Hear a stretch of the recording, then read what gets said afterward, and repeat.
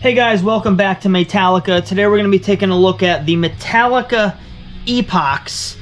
In other words, I've kind of taken their career and chopped it up into different sections according to what sections are really good versus really bad, giving them each a name and a feel and why. Okay, this is my own personal delve into the career of Metallica. Okay, starting off in 1983 through 1992, we have Kill 'Em All, Ride the Lightning, Master of Puppets, Justice, and the Black Album.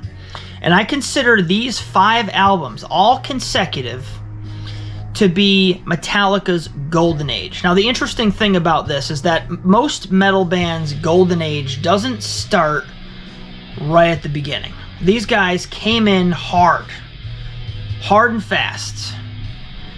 And once the Black Album came around, I considered them to be kind of at their peak. So with Kill 'Em All, things were like very rough around the edges. Lightning smoothed things out a little bit more. Master of Puppets was kind of like a perfection of the style created on the last 2. Justice was a slight move in a slightly different direction, but still maintaining that awesomeness that is Metallica. And then finally reaching the top of the mountain with the Black Album. Like it or not, the Black Album is, in my opinion, Metallica's most cohesive album in terms of like the material, the playing, the performance, and the production. It is just a wonderful frosting on top of the cake, and it brings the golden age to an end. All right, from there we're going to go 1996 through like 99. We're going to call it the load and reload era.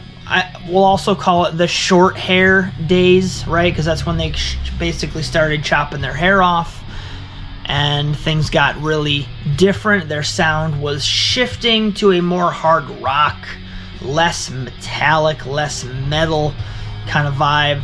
A lot of good material still, though. I mean, as things were changing, the value was still there. It was moving in a slightly different direction. Let's fast forward now to the 2000s, 2002 through like 2010 with Saint Anger, followed up by Death Magnetic.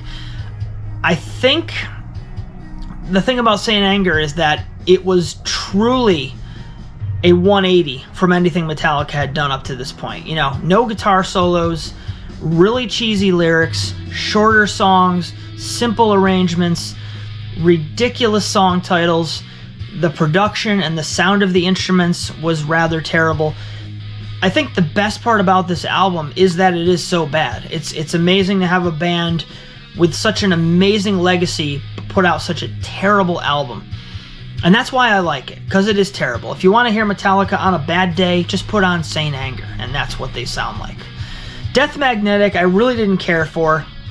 A couple songs here and there, but ultimately it just feels like the beginning of the end, right?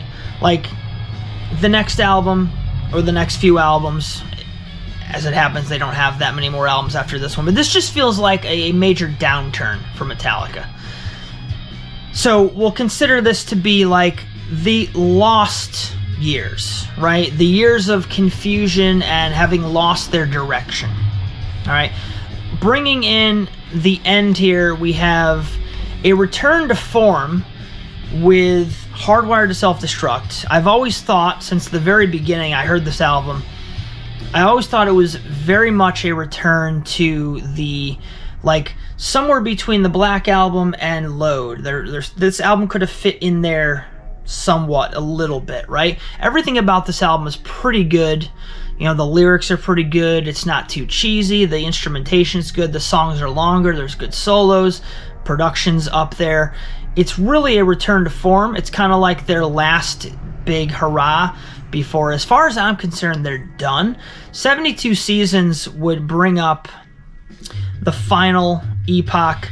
I would basically call this the final farewell, okay? I don't know if Metallica's got any more in the tank, and quite honestly, I don't really care.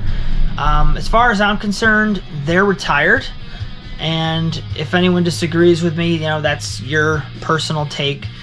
It's hard to look at the golden age from 83 to 92 and then look at what they've done since, you know, like I said, Death Magnetic and 72 Seasons being like the two least favorite albums of mine. Hardwired being that like diamond in the rough that came out kind of like in the middle of nowhere. But yeah, 72 Seasons bringing up the end. So let's just recap. You got the golden age, which is Kill 'Em All through the Black Album. Then you've got the Load and Reload short hair days. Then you have Saint Anger through Death Magnetic. That's like the lost and confused section of their career. And then they give you one last burst of energy where they return to form on Hardwired to Self-Destruct. And then finally, the final farewell, the final goodbye, 72 Seasons. Alright? They should call it 72 Virgins and just be done with it already. You know what I'm saying? You guys get what I'm saying? Just call it quits, guys. We love you. You've been great. But stop. Alright, Lars? Huh? Thank you guys for watching. I'll see you on the next one.